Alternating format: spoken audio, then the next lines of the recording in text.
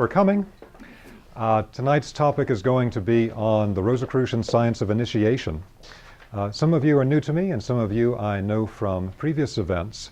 And what's different about tonight's event is we're really going to be focusing on trying to give a sense of the Rosicrucian system of initiation. There are many different spiritual systems in the world that have different types of initiation programs that a person goes through. And the Rosicrucian system is one that's been very influential in the West, but actually it's sometimes hard to get information about what their actual system of development is. So we're going to try to present that tonight. You might have noticed that we have around in various locations some of the classical depictions of initiation processes coming from European alchemy and from the Rosicrucian tradition. And these often present in an allegorical form the different types of stages one goes through for spiritual development. For those of you that don't know me, I'm Robert Gilbert. I've been involved in Rosicrucian studies for about 25 years. When I got out of the Marine Corps in the mid-'80s, I began an intensive search of different spiritual traditions, and was particularly fascinated by European Rosicrucianism and the work of Rudolf Steiner. And having looked into many, many different Rosicrucian groups and teachers, it's my personal opinion that Rudolf Steiner's work is the most advanced Rosicrucian work ever to be made publicly available. There's, of course, always this hidden stream of Rosicrucianism that winds through Western European history. But for something that actually broke the surface and there was a public teaching of, it's really Rudolf Steiner's work that went into some of the deeper waters. So first thing we want to talk about tonight with this concept of the Rosicrucian science of initiation is what do we actually mean by initiation or an initiate? Because the terms are used very generally in modern metaphysical circles. But if you look at people that are being presented as initiates, they are often extremely different. One technical part of this is actually the structure of their consciousness and the structure of their subtle bodies can be quite different from one to another, although they're being presented as initiates within different systems. So one of the discernment points that we have within the Rosicrucian system is that there are three different aspects of initiation or becoming an initiate. In one of these, what is actually being illuminated begins with the thinking process, with actually knowing about non-physical realities, knowing about the greater spiritual realities that we come from, and the spiritual depths of oneself. This is linked to the spiritual centers inside the head. And this is also linked to the illumination of the thinking process, so that with this process we actually know consciously the structure of the spiritual worlds, how we interact with them, how they influence us on a daily basis. And within this Rosicrucian system, that would technically be known as an initiate, someone that actually understands the systems. And that's one reason why you find in so much of the classical depictions all these presentations of different types of patterns, one pattern within another, often represented within sacred geometric forms. And within Western Europe, often sacred geometric forms that hold inside of them Hebrew letters that are a representation of certain states of consciousness, spiritual beings, things of that kind. This is because in this path of illumination, we find that everything is a thought form from the mind of God, and all those thought forms have a pattern to them.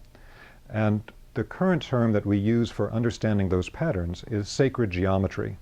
So sacred geometry is a universal science for understanding the patterns of creation at every level, whether it's how the different spirituals are constructed, or different ranks of spiritual beings and their consciousness, or the different subtle bodies of a human being, whatever it claims, it has a pattern to it. And so no matter what tradition you study with, they will work with sacred geometry. Because the sacred geometry at the highest level is a pure packed thought form from the mind of God that shows you the pure pattern of everything that's manifested from it. Now the next level is that of the clairvoyant. And from one perspective, we could say this is linked to the illumination of the heart and the feeling life. The Rosicrucians talk about a process within an initiation in which at a certain point, when the heart becomes open and unarmored, and we cultivate this feeling of unconditional love, there is an ignition of a kind of spiritual spark within the heart. And what happens then is that they describe it as an etheric rose light arises from the heart and moves up to what's commonly called the third eye center. And with that rose etheric stream, it enters into the centers in the head, that area that is technically at the third ventricle of the brain and was known as the cave of Brahma in the Indian teachings. This is a particular area that's open in the head that has a space between the pineal and pituitary glands. And as this space becomes illuminated, it leads to direct spiritual vision. This is then a clairvoyant. The clairvoyant can actually perceive non-physical realities. But depending upon the individual, they may not consciously understand the structures or discern the different things that they are actually seeing. And again, they might be different from some of the other stages that we'll talk about in a moment. So the third aspect here is that there's also the cultivation of action or of the will. And this is linked to the belly, or what in Japan they call the hara, or in Chinese alchemy they call the lower dantian, the lower will centers here. And through the action or willing form of illumination, one is able to take action esoterically. You're able to actually use non-physical realities to change things on the physical plane. Now, at the most extreme form of this, we have things like actual physical alchemy and the transmutation of one physical substance to another. But this is usually attained after going through multiple steps of being able to transform something that is less dense. And that is normally etheric energy fields. So the actual vibrational transformation of energy fields, energy healing, things of that kind, is something that you find very strongly on this path. So the person that can actually transform things using spiritual forces is referred to as the adept. Now again, this is kind of an ideal type of the different aspects of initiations or initiates.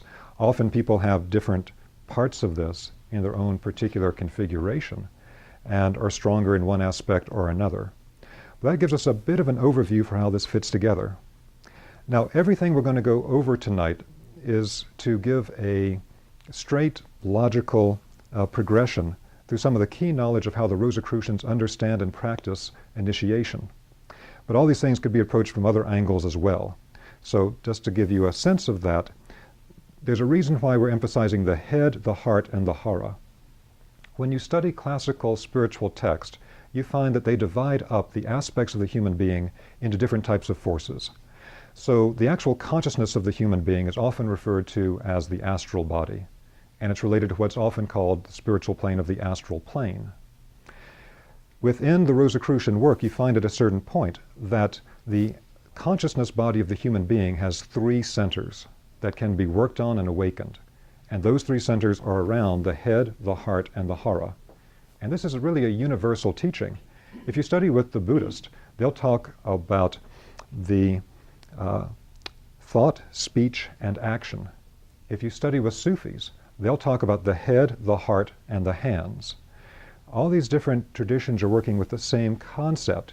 If you studied Chinese medicine or Chinese internal alchemy like Qigong, you'll know that they have the upper, middle, and lower dantian. They refer to these as elixir fields, because when we understand what these actually are energetically, they are a kind of spiritual elixir field that we can work in and illuminate the forces of. So, depending on where we focus on primarily, we can first begin to develop the capacity of understanding things in a conscious manner, the patterns behind them, become the initiate, or directly perceive spiritual realities, the clairvoyant, or directly manipulate the spiritual forces, hopefully for a good outcome, and that's the adept. Now for tonight's talk, I'm going to ask if people would hold any questions till the very end, and we'll have a time for questions and answers. But I want to try to go through a particular logical thought path here to try to put a few pieces together. Now, the challenge of explaining some of the more obscure aspects of Rosicrucian spiritual initiation is that some of the practices really don't make a lot of sense until you understand the context that they're within. So we have to present a little bit of the Rosicrucian view of the context of all created life and for the evolution of the human being. Now, first thing I would say about the Rosicrucian tradition is that the Rosicrucian tradition is one of the most recent of the great traditions on the planet. If you go back to the Vedic tradition in India, Tibetan tradition, etc., many others, they're very ancient. But the Rosicrucian tradition really only broke the surface in human history in the 1600s. The first Rosicrucian documents appeared in the 1600s with texts like Fama Fraternitatis in 1604 in Germany. Now, when these Rosicrucian texts first became available,